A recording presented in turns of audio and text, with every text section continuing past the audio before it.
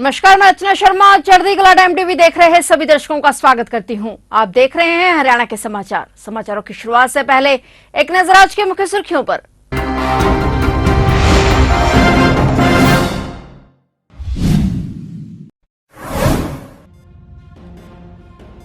हिसार में मोदी की जन आशीर्वाद रैली। आज फिर चुनाव प्रचार को धार देने पहुंचे पीएम मोदी। चप्पे चप्पे पर पुलिस का पहरा।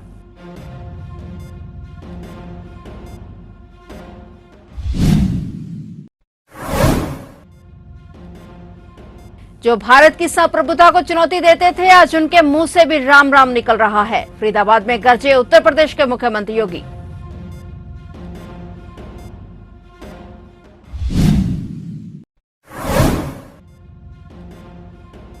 हरियाणा चुनाव के लिए कांग्रेस ने घोषणा पत्र किया जारी। इससे पहले लॉन्च की थी 7 गारंटी। हुड्डा, गहलोत जैसे दिग्गजों ने जारी किया घोषणा पत्र।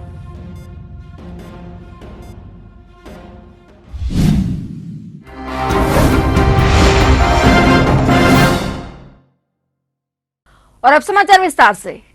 हरियाणा के बांगड़ में चुनाव प्रचार को धार देने और भाजपा कार्यकर्ताओं में जोश भरने के लिए पीएम नरेंद्र मोदी आज शनिवार को जन आशीर्वाद रैली को संबोधित करने पहुंचे। एयरपोर्ट के पास आयोजित इस रैली में पीएम के पहुंचते ही मोदी मोदी के नारे लगे। वहीं पीएम मोदी की सुरक्षा के मद्देनजर चप्पे चप्पे पर पुलिस का सख्त पहरा तैनात किया गया है। रैली में पीएम ने हिसार, सिरसा, फतेहाबाद, भिवानी, दादरी के अलावा उचाना और नरवाना के भाजपा प्रत्याशियों के लिए वोट की अपील की। वहीं रैली में पीएम मोदी के साथ हिसार के 7, सिरसा के 4, फतेहाबाद के 3, भिवानी के 4, दादरी के 2 और जींद की 2 सीटों से भाजपा प्रत्याशी भी मंच पर दिखाई दिए। वहीं भाजपा के हरियाणा चुनाव प्रभारी और केंद्रीय मंत्री धर्मेंद्र प्रधान, सह प्रभारी विप्लव देव, कार्यवाहक सीएम नवाब सिंह सैनी और भाजपा के प्रदेश अध्यक्ष मोहन लाल बडोली के अलावा प्रदेश के सभी सांसद पीएम के साथ मंच पर मौजूद रहे। इस दौरान पीएम मोदी ने बांगड़ में चुनाव प्रचार को धार देते हुए भाजपा कार्यकर्ताओं में भी जोश भरने का काम किया।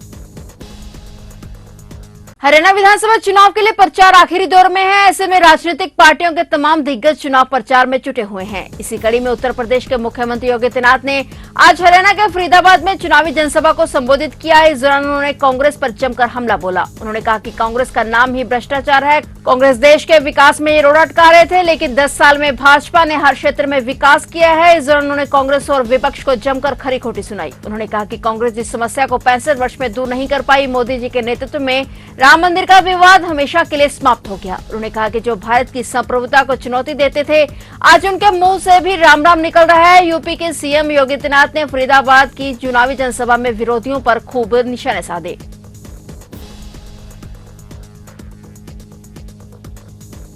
मैं कल और परसों 2 दिन जम्मू कश्मीर विधानसभा चुनाव के लिए गया था।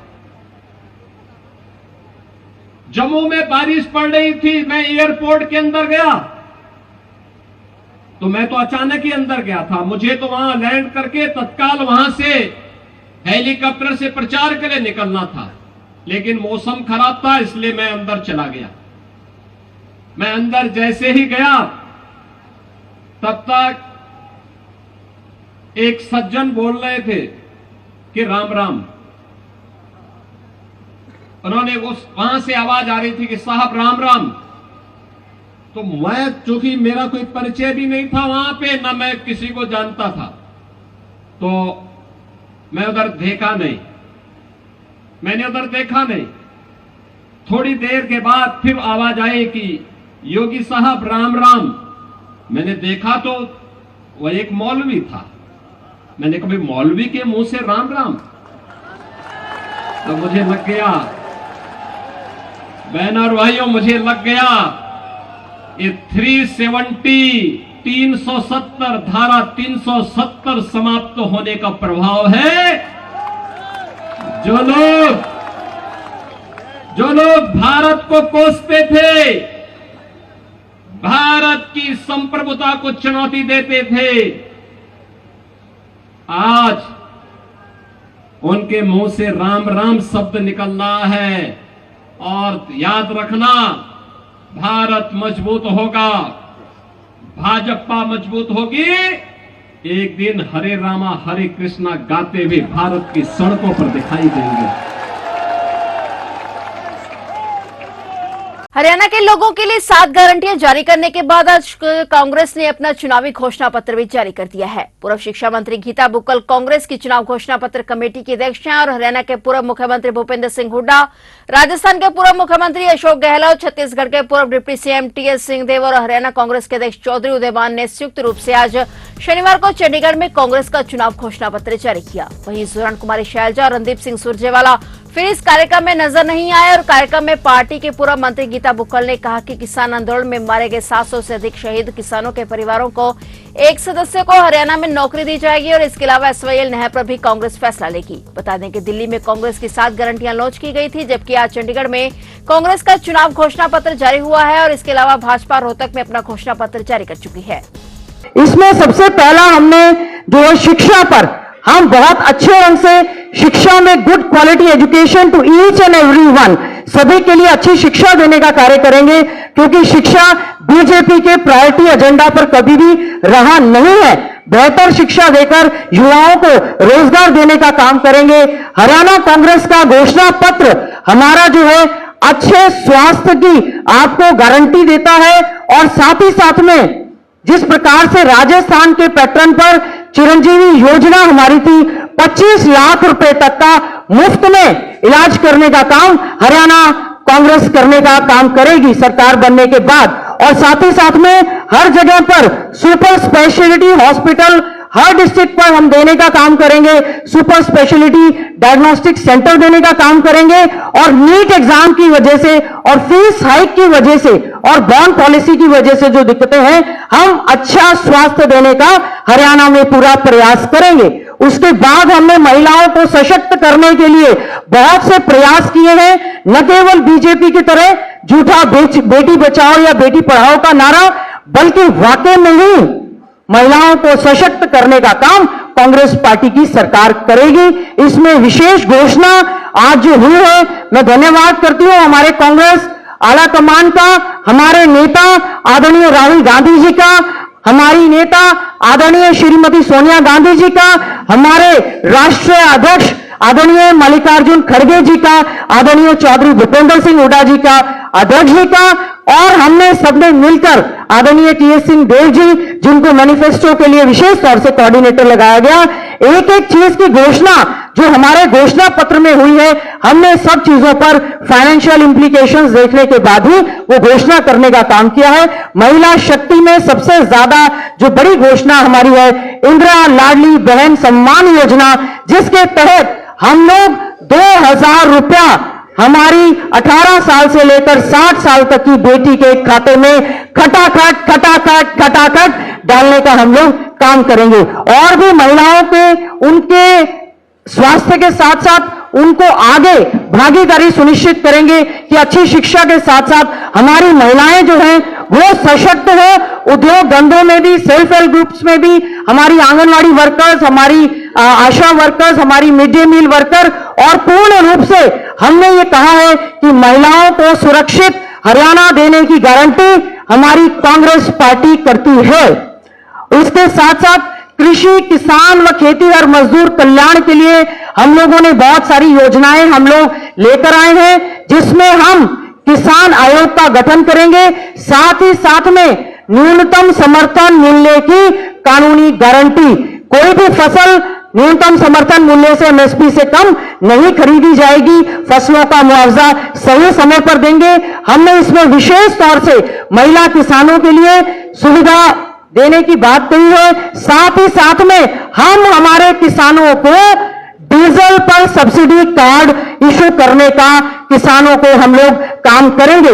पशुओं के लिए भी, किसान के साथ साथ पशुपालन गौधन के लिए भी हमने विशेष तौर से इसमें हम लोग योजनाएं लेकर आए हैं। साथ साथ में सिंचाई के साधन में एसवाईएल नहर हमारा प्राथमिकता के आधार पर है, हमारी लाइफलाइन है। सतलुज यमुना लिंक नहर जो है उसको हम लोगों का वायदा है, हमारा हक हम लोग लेकर रहेंगे। हरियाणा में 5 सितंबर को विधानसभा चुनाव होने जा रहे हैं, लेकिन इससे पहले भारत निर्वाचन आयोग के निर्देशानुसार दादरी और बाडरा विधानसभा क्षेत्र में 85 वर्ष से अधिक उम्र के और 40% से अधिक दिव्यांग मतदाताओं के लिए घर घर जाकर मतदान करवाने का कार्य शुरू हो गया है। जिला प्रशासन ने दादरी में इस कार्य के लिए 6 टीमों का गठन किया। इनमें से 3 टीमें दादरी विधानसभा क्षेत्र और 3 टीमें बाडरा विधानसभा क्षेत्र के लिए बनाई गई हैं। ये टीमें मतदान की प्रक्रिया चलाते हुए घर घर जाकर मतदान करवा रही हैं। नोडल अधिकारी सज्जन कुमार के नेतृत्व में बूथ लेवल अधिकारी के माध्यम से कड़ी सुरक्षा व्यवस्था के बीच बैलेट और बक्सों के साथ वोट डालने की प्रक्रिया की गई है। वहीं वोट डालने के लिए बाद बुजुर्गों और दिव्यांगों ने इस सुविधा के लिए खुशी व्यक्त की। निर्वाचन आयोग द्वारा दी गई यह सुविधा उनके लिए बहुत राहतदायक है। वहीं इस प्रक्रिया के माध्यम से सुनिश्चित किया जा रहा है कि कोई भी मतदाता मतदान के अधिकार से वंचित न हो। सोनीपत के गांव रिडाऊ में आज एक पटाखा फैक्ट्री में आग लग गई। इस हादसे में 3 लोगों की मौत हो गई जबकि 6 लोग घायल हो गए। आग लगने के बाद एम्बुलेंस की मदद से घायलों को पीजीआई रोहतक भेजा गया। घटनास्थल पर दमकल गाड़ियां आग बुझाने के लिए पहुंची। बताया जा रहा है कि धमाके का कारण गैस सिलेंडर का लीक होना था और ये फैक्ट्री अवैध रूप से संचालित हो रही थी और धमाका सुबह के समय हुआ और गांव के ही लोगों को धमाके के बाद ही फैक्ट्री के अस्तित्व का पता चला। पुलिस के मुताबिक ये फैक्ट्री एक घर में ही चल रही थी। पुलिस और प्रशासन इस मामले में जांच कर रहे हैं। ग्रामीणों से चिंता का माहौल है और ऐसे हादसों में सुरक्षा को लेकर सवाल उठ रहे हैं। उपायुक्त वीरेंद्र कुमार दहिया ने फसल खरीद को लेकर संबंधित अधिकारियों की बैठक ली और मंडियों में समुचित प्रबंध करने के निर्देश दिए। उन्होंने बैठक में पराली प्रबंधन पर विशेष जोर देते हुए कहा कि अगर जिले में कहीं भी पराली जलने की घटना होती है तो उस पर तुरंत प्रभाव से एफआईआर दर्ज होनी जरूरी है। अगर ऐसा नहीं हुआ तो संबंधित अधिकारियों के खिलाफ कार्रवाई की जाएगी। उन्होंने संबंधित एसडीएम को भी मंडियों के दौरे करने के निर्देश दिए। उन्होंने बैठक में उपस्थित डीएसपी सतीश वत्स को संबंधित एसएचओ को भी निर्देश जारी करने के लिए कहा। उन्होंने बैठक में कृषि विभाग के उपनिदेशक को बैलरों की भी व्यवस्था करवाने के निर्देश दिए। वहीं उन्होंने किसानों से अपील की कि वे किसी भी सूरत में पराली न जलाएं बल्कि इसका प्रबंधन करें।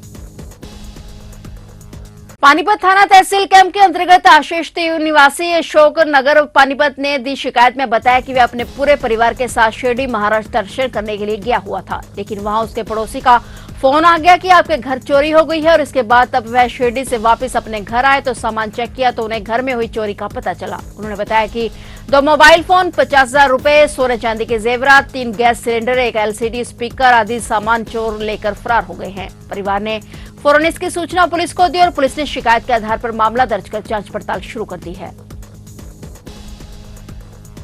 हरियाणा में मानसून एक बार फिर से अपना असर दिखा रहा है। मौसम विभाग ने राज्य के 12 जिलों में अगले कुछ दिनों तक बारिश की संभावना जताई है। 29 सितंबर तक प्रदेश में मौसम परिवर्तन रहने की उम्मीद है। राज्य के विभिन्न हिस्सों में शुक्रवार को हुई बारिश से जहां लोगों को गर्मी से राहत मिली, वहीं कुछ जगह पर जलभराव की भी समस्या देखने को मिली। हरियाणा में मानसून की वापसी की तैयारी हो चुकी है। मौसम विभाग का कहना है कि 29 सितंबर तक राज्य में मौसम परिवर्तनशील रहेगा, जिसके बाद मौसम साफ हो जाएगा। हालिया बारिश से लोगों को गर्मी से राहत मिली है, लेकिन कई जगह पर जलभराव और यातायात में समस्याएं भी आई हैं। मौसम विज्ञान केंद्र के अनुसार बारिश के साथ हल्की हवाएं भी चलने की संभावना है, जो तापमान में थोड़ी गिरावट ला सकती हैं और पंचकुला और यमुनानगर जैसे जिलों में भारी बारिश के कारण बाढ़ की स्थिति बनने का खतरा हो सकता है। इसलिए इन क्षेत्रों में प्रशासन को सतर्क रहने की सलाह दी गई है। तो आप देख रहे थे हरियाणा के समाचार और नए समाचारों के साथ फिर से हाजिर होंगे। तब तक के लिए देखते रहिए चढ़ती कला टाइम टीवी।